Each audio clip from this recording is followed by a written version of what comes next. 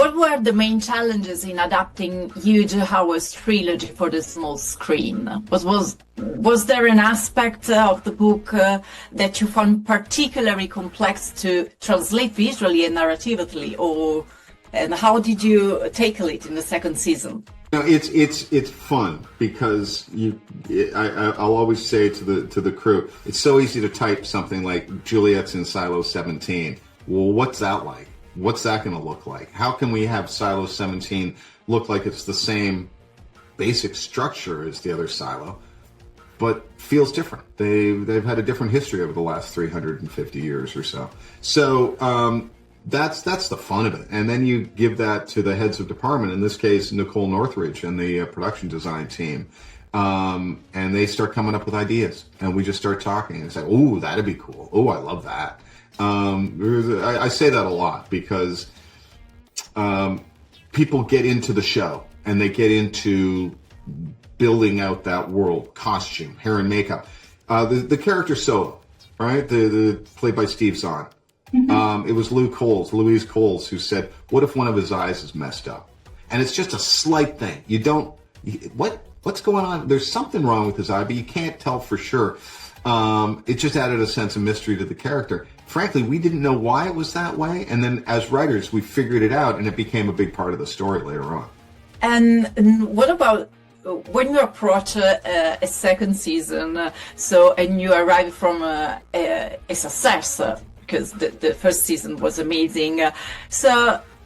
Did audience feedback play a role in the evolution of the new chapter, or maybe were there an idea or an aspect of the story that you decide to develop more or change, maybe based on the reaction of the fan?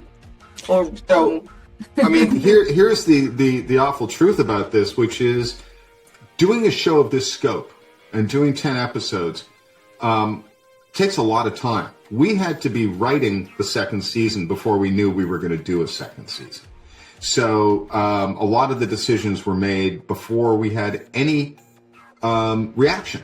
We didn't know how people were going to respond to this series. And so a lot of the big choices were made before that. And that's just the nature of the beast.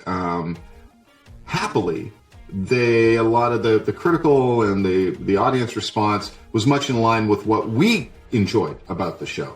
I'll say that the writers on this show, the directors, the cast, in general, we all, and you know, production design, cinematography, visual effects, my God, Daniel, and Jen, the people enjoy working on the show because it is a weird, interesting world that it reflects our world, but it's not, but it's still its own thing. So, you know, there's a lot of input from a lot of departments. So just last question. Silo presents us with a dystopian world in which power feeds off ignorance and a lack of knowledge. And I recently saw in theater a play inspired by Fahrenheit 451. Oh. Yeah. At the end, I came out from the theater with a need to read more. I mean, so did participating in a series like Silo has a similar impact on you? What did this experience leave on you? I'll tell you one thing is just you spend time on the stages and you look forward to getting outside. I remember one day, first season, where Adam Bernstein was directing and he's filming just little shots of Juliette doing stuff with her hand in the final episode when she's outside in the cleaning suit. And it was a sunny day and all the departments were outside because everyone was just enjoying being outside. And I think that sort of inside-outside thing is just something that really got to us from COVID and the pandemic and being inside, that wanting to be outside and being in community with people. In terms of reading books, yeah, they don't read in the silo. But I would say if we get to get to do the rest of the seasons, you'll see that not all silos are the same, and that you see stuff in season 2 and you realize, oh, there are books in the silo, but only 2 people get to look at them. So it's like a Fahrenheit 451. You control the knowledge, you control what people know, and you can control them. And so that's certainly a reflection. Thank you very much for your work and for your time. Thank you. Thanks for being here today.